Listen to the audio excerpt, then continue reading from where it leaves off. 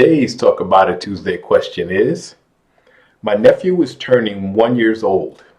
Instead of giving him a normal gift, I want to give him a gift that starts him on the road to wealth. Do you have any suggestions? This is a fantastic question, and I think more people should start thinking that way. Instead of getting a baby a toy or some clothes that they'll outgrow in a matter of months, then maybe you can start them on a good foundation of wealth building. So what are some of the traditional things people have gotten? And I'll give you my opinions on them. People give kids precious metals or coins made of precious metals. And that's cool, but it doesn't pay dividends. It doesn't gain interest. As a matter of fact, when they grow up, the only way to extract the value from it is to sell it and hopefully get a profit, because we never know what the price of precious metals is going to do, especially when we're talking about coins. Coins that have never been in circulation don't really increase that much in value.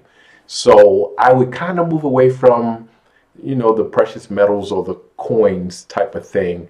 But what other things do people get? Savings bonds. Savings bonds are pretty cool. You can get the Series E bond, you get Series I bonds, and Series E bonds will double the face value in 20 years. So that's kind of cool. But I don't know if that's enough. I think that's cool to be part of a bigger portfolio. So you should be considering a portfolio for the child that's well diversified. So I would put in some bonds. Because that's steady, that's consistent, not high return, but guaranteed return is going to be there. It takes a long time to mature. You could put perhaps some value stocks in there, some stocks that pay dividends, and they're solid companies that have been around for a long, long time and will continue to be around for a long, long time. You can do index funds. So how do you manage this? I think the best way is you can create a trust for the child. So you create a trust, put these things in a trust. The good thing is you can put conditions on a trust. You can say, okay, you can't touch the things in a trust until you're 21 years old. And maybe after taking a wealth management course, and after maybe you graduated high school, or you've done some advanced education, or you can put whatever conditions you want on it for them to be able to touch it. But I think you should give them and their parent instructions.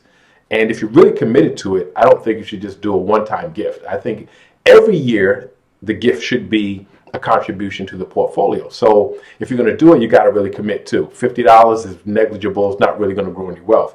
But let's look at the number 500. Let's say you did $500 every year on their birthday, and you contributed $500 spread out through this well-diversified portfolio that averages 7.5% a year, which is modest. You can probably do better, but that would take probably a little more risk. With a very modest portfolio with a mix of stocks, index funds, different types of bonds, maybe a real estate investment trust. Like, you can really well diversify it, and when some things are up, some things will be down, and easily do 7.5%. So let's say you did that. And you did it for 20 years, and you instructed this child about wealth management and said at 21, you got to take over this portfolio. If you did $500 a year for 20 years, you're contributing $10,000. That's a commitment. But at 7.5%, that $10,000 turns into about $22,000, almost $23,000, because of compounded interest at 7.5%. So you're still saying, okay, $22,000, $23,000, not a lot of money. But you're talking about wealth building. No, what happens is it's not a lot of money at 21. But if you then instruct this child, right, at 21, and you've been teaching him at 21, you're taking over this portfolio, and you should be making income by then, and you contribute $1,000 a month to your portfolio. You don't have to change the portfolio at all. But if you contribute $1,000 a month for the next 20 years, so when you're 40, right, at 7.5%, at 40, you're talking about over $600,000. And some of you are saying, well, that's not a lot either. I agree.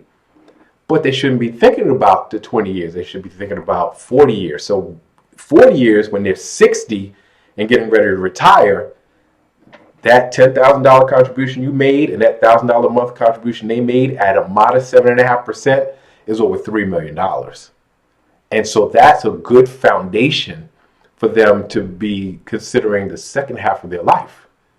So if you want to start them off, I agree. It's a fantastic thing to do. It should be protected in a trust so that they can't mess with it and go out and buy a car when they turn 18 and blow the whole thing. And they should be instructed on how to take over their portfolio and make it grow and think on the long term, so that by the time they're close to retirement, they have over $3 million from passive income streams. That most people should be considering that, not only for your nieces and nephews, but you should be considering that for your own children as well. So I love the question. I'd love to hear your suggestions for growing wealth for a baby, so that when they're an adult, they have money. Even if you've done some things before that worked or didn't work, I'd love to hear that. Please like, comment, share, subscribe, keep the questions coming, and I'll see you next Tuesday.